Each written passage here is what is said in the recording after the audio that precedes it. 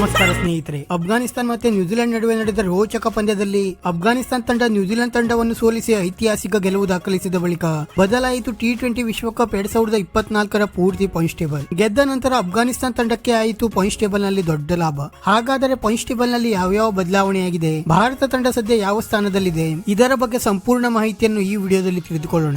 ದಯವಿಟ್ಟು ವಿಡಿಯೋ ಕೊನೆಯ ತನಕ ನೋಡಿ ಮತ್ತೆ ಇತರರಿಗೂ ಕೂಡ ಶೇರ್ ಮಾಡಿ. ಅದಕ್ಕೂ ಮುನ್ನ ಸ್ನೇಹಿತರೆ, ನೀವು ಕೂಡ ಭಾರತ ತಂಡದ ಅಭಿಮಾನಿಯಾಗಿದ್ದರೆ ಈ ವಿಡಿಯೋಗೆ ಒಂದು ಲೈಕ್ ಮಾಡಿ. ಮತ್ತೆ ನಾಳೆ ನಡೆಯಲಿರುವ ಭಾರತ ಮತ್ತು ಪಾಕಿಸ್ತಾನ ನಡುವಿನ ಮಹತ್ವದ ಪಂದ್ಯವನ್ನು ಯಾರು ಗೆದ್ದು ಬೀಗಬಹುದು ಎಂದು ನಮಗೆ ತಪ್ಪದೇ ಕಮೆಂಟ್ ಮೂಲಕ ತಿಳಿಸಿ. ಸ್ನೇಹಿತರೆ, ಅಫ್ಘಾನಿಸ್ತಾನ ಮತ್ತೆ ನ್ಯೂಜಿಲೆಂಡ್ ನಡುವೆ ನಡೆದ ಮಹತ್ವದ ಪಂದ್ಯದಲ್ಲಿ ಟಾಸ್ ಸೋತು ಮೊದಲು ಬ್ಯಾಟಿಂಗ್ ಮಾಡಿದಂತ ಅಫ್ಘಾನಿಸ್ತಾನ ತಂಡ ರೆಹಮದುಲ್ಲಾ ಗುರ್ಬಾಜ್ ಅವರ ಸ್ಫೋಟಕ 80 ರನ್ಗಳ ನೆರವಿನಿಂದ ನಿಗದಿತ 20 ಓವರ್ಗಳಲ್ಲಿ 159 ರನ್ಗಳನ್ನು ಕಲೆ ಹಾಕಿತ್ತು. ನಂತರ 160 ರನ್ಗಳ ಗುರಿ ಬೆನ್ನಟ್ಟಿದ ನ್ಯೂಜಿಲೆಂಡ್ ತಂಡ ಫಜಲ್ ಫಾರೂಕಿ ಮತ್ತೆ ರಶೀದ್ ಖಾನ್ ಅವರ ಘಾತಕ ಬೌಲಿಂಗ್ ದಾಳಿಗೆ ನಲುಗಿ ಕೇವಲ 75 ರನ್ಗಳಿಗೆ ಆಲ್ಔಟ್ ಆಗುವ ಮೂಲಕ 84 ರನ್ಗಳ ಅಂತರದಿಂದ ಹೀನಾಯ ಸೋಲನ್ನು ಅನುಭವಿಸಿತು. ಮತ್ತೆ ಅಫ್ಘಾನಿಸ್ತಾನ ತಂಡ ಈ ಪಂದ್ಯದಲ್ಲಿ ಐತಿಹಾಸಿಕ ಗೆಲುವು ದಾಖಲಿಸಿದ ಬಳಿಕ T20 ವಿಶ್ವಕಪ್ ನ ಹೊಸ ಪಾಯಿಂಟ್ಸ್ ಟೇಬಲ್ ಕಡೆಗೆ ನೋಡುವುದಾದರೆ ಸದ್ಯ ಗ್ರೂಪ್ ಡಿ ನಲ್ಲಿ ಸೌತ್ ಆಫ್ರಿಕಾ ತಂಡ 2 ಅಂಕದೊಂದಿಗೆ ಮೊದಲ ಸ್ಥಾನದಲ್ಲಿದ್ದರೆ ನೆದರ್ಲೆಂಡ್ ತಂಡವು ಕೂಡ 2 ಅಂಕದೊಂದಿಗೆ ಸ್ಥಾನದಲ್ಲಿದೆ. ಮತ್ತೆ ಯಾವುದೇ ಪಂದ್ಯವನ್ನಾಡದ ಬಾಂಗ್ಲಾದೇಶ ತಂಡ ಸದ್ಯ 3ನೇ ಸ್ಥಾನದಲ್ಲಿದ್ದರೆ ಆಡಿದ ಮೊದಲ ಪಂದ್ಯ ಸೋತಿರುವ ನೇಪಾಳ ಮತ್ತೆ ಶ್ರೀಲಂಕಾ ತಂಡಗಳು 4 ಮತ್ತೆ 5ನೇ ಸ್ಥಾನದಲ್ಲಿವೆ. ನಂತರ ಗ್ರೂಪ್ ಸಿ ನ ಪಾಯಿಂಟ್ಸ್ ಟೇಬಲ್ ಕಡೆಗೆ ನೋಡುವುದಾದರೆ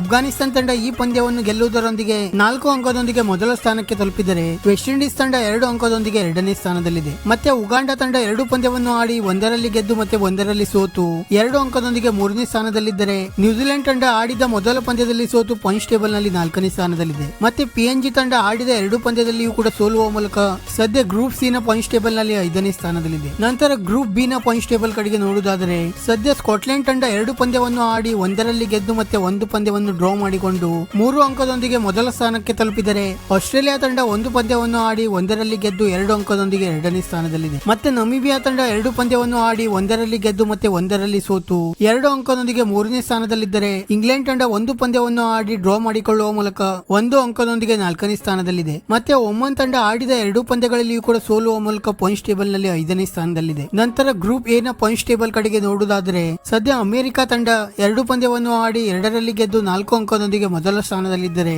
ಭಾರತ ತಂಡ ಆಡಿದ ಮೊದಲ ಪಂದ್ಯದಲ್ಲಿ ಗೆದ್ದು 2 ಅಂಕದೊಂದಿಗೆ 2ನೇ ಸ್ಥಾನದಲ್ಲಿದೆ. ಮತ್ತೆ ಕೆನಡಾ ತಂಡ 2 ಪಂದ್ಯವನ್ನು ಆಡಿ 1ರಲ್ಲಿ ಗೆದ್ದು ಮತ್ತೆ 1ರಲ್ಲಿ ಸೋತು 2 ಅಂಕದೊಂದಿಗೆ 3ನೇ ಸ್ಥಾನದಲ್ಲಿದ್ದರೆ ಪಾಕಿಸ್ತಾನ ತಂಡ ಆಡಿದ ಮೊದಲ ಪಂದ್ಯದಲ್ಲಿ ಸೋತು ಪಾಯಿಂಟ್ಸ್ ಟೇಬಲ್ ನಲ್ಲಿ 4ನೇ ಸ್ಥಾನದಲ್ಲಿದೆ. ಮತ್ತೆ ಐರ್ಲೆಂಡ್ ತಂಡ ಆಡಿದ 2 ಪಂದ್ಯಗಳಲ್ಲಿ ಕೂಡ ಸೋಲುವ ಮೂಲಕ ಸದ್ಯ ಪಾಯಿಂಟ್ಸ್ ಟೇಬಲ್ ನಲ್ಲಿ ಕೊನೆಯ ಸ್ಥಾನದಲ್ಲಿದೆ. ಸ್ನೇಹಿತರೆ, ಅಮೆರಿಕ ತಂಡಕ್ಕೆ ಈ ಬಾರಿ ಸೆಮಿಫೈನಲ್ ಹಂತಕ್ಕೆ ಪ್ರವೇಶ ಪಡೆಯಲು ಒಂದು ಒಳ್ಳೆಯ ಅವಕಾಶವಿದ್ದು ಈಗಾಗಲೇ ಪಾಕಿಸ್ತಾನ ಮತ್ತೆ ಕೆನಡಾ ತಂಡವನ್ನು ಸೋಲಿಸಿರುವ ಅಮೆರಿಕ ತಂಡ ಇದೇ ರೀತಿ ಐರ್ಲೆಂಡ್ ತಂಡವನ್ನು ಕೂಡ ಸೋಲಿಸಿದರೆ ಬಹುತೇಕ ಸೆಮಿಫೈನಲ್ ಹಂತಕ್ಕೆ ಪ್ರವೇಶ ಪಡೆಯುವ ಸಾಧ್ಯತೆಗಳಿವೆ. ಇದಾಗಿತ್ತು T20 ವಿಶ್ವಕಪ್ ನ ಹೊಸ ಪಾಯಿಂಟ್ಸ್ ಟೇಬಲ್. ಇದೇ ರೀತಿ ಪ್ರತಿಯೊಂದು ಕ್ರಿಕೆಟ್ ಸುದ್ದಿಗಾಗಿ ಈ ವಿಡಿಯೋಗೆ ಒಂದು ಲೈಕ್ ಮಾಡಿ ಮತ್ತೆ ನಮ್ಮ ಈ ಚಾನೆಲ್ ಅನ್ನು ಸಬ್ಸ್ಕ್ರೈಬ್ ಮಾಡಲು ಮರೆಯಬೇಡಿ.